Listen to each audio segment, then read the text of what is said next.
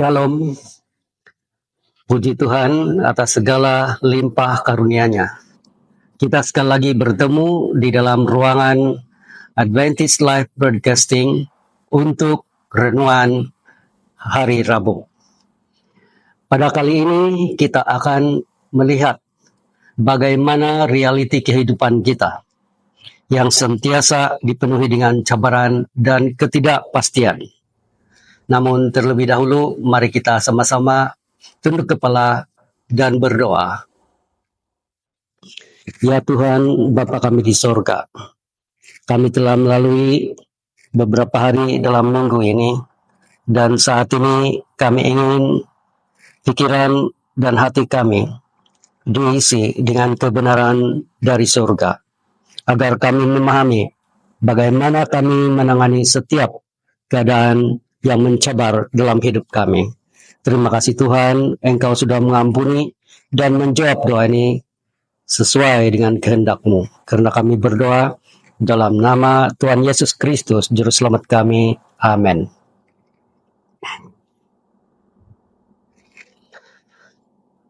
Tajuk renungan kita kali ini ialah Roh Penghibur dan Doa Orang Beriman. Renungan kita diambil dari petikan salah satu pesan Yesus sendiri di dalam Yohanes pasal 14 ayat 16 dan 17. Ayat ini berbunyi seperti berikut. Aku akan minta kepada Bapa dan Ia akan memberikan kepadamu seorang penolong yang lain supaya Ia menyertai kamu selama-lamanya, yaitu Roh kebenaran.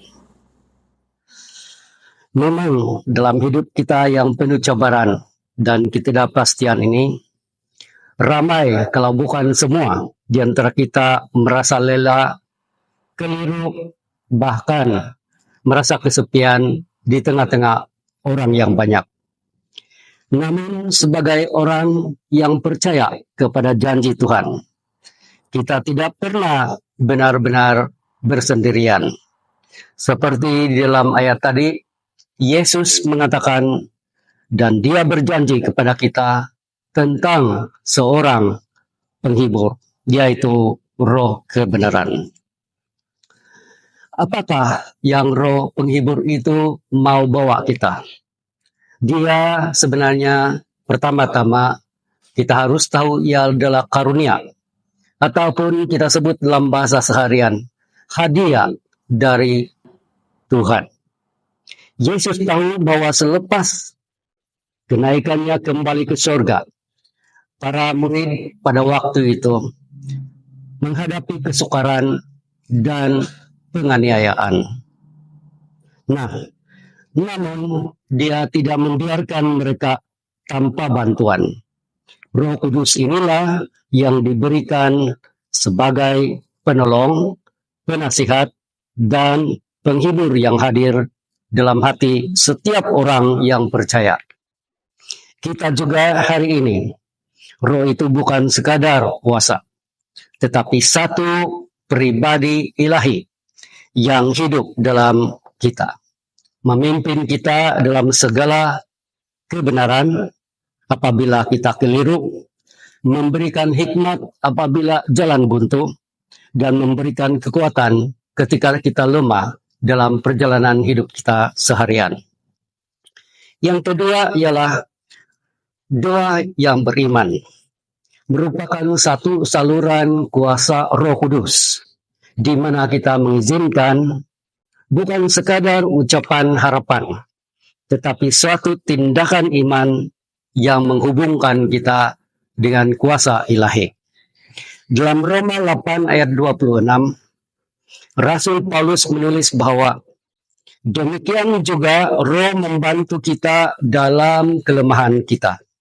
Sebab kita tidak tahu bagaimana sebenarnya berdoa, tetapi Roh sendiri berdoa untuk kita kepada Allah dan dengan keluhan-keluhan yang sudah tentu tidak terucapkan.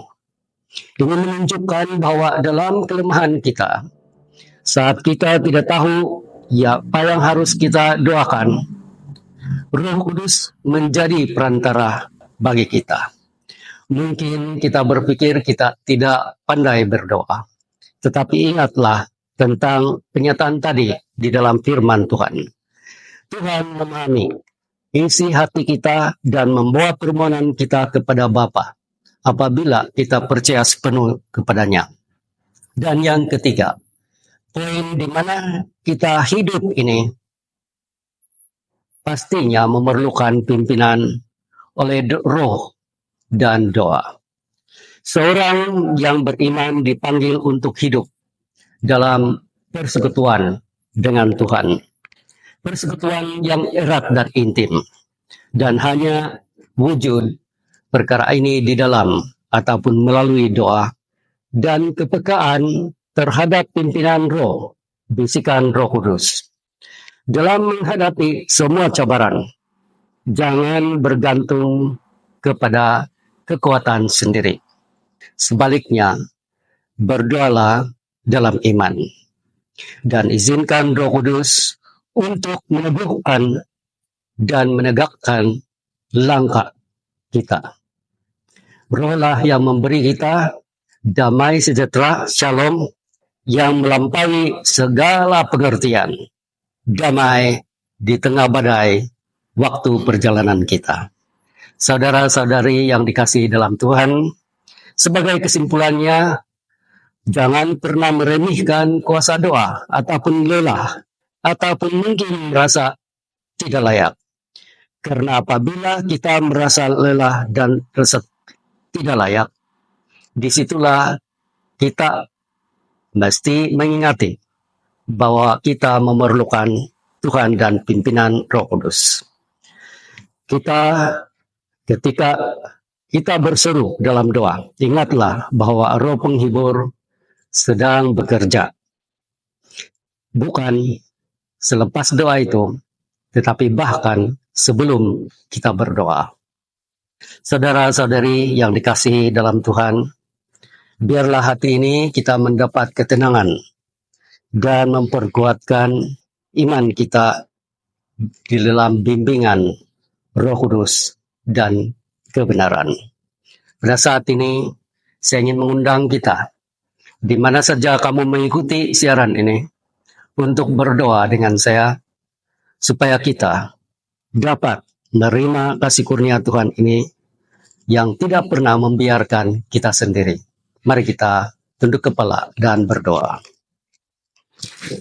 Ya Tuhan Yesus, Bapa Surgawi dalam persekutuan Roh Kudus, terima kasih karena Engkau tidak membiarkan kami sendirian, tetapi Engkau mengutus Roh Kudus untuk menyertai kami setiap waktu.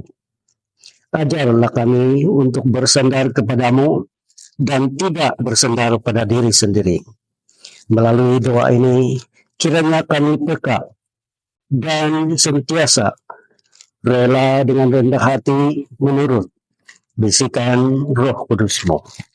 Kami serahkan segalanya ini di dalam kasih dan kuasa Tuhan Yesus Kristus Juru Selamat kami. Amin.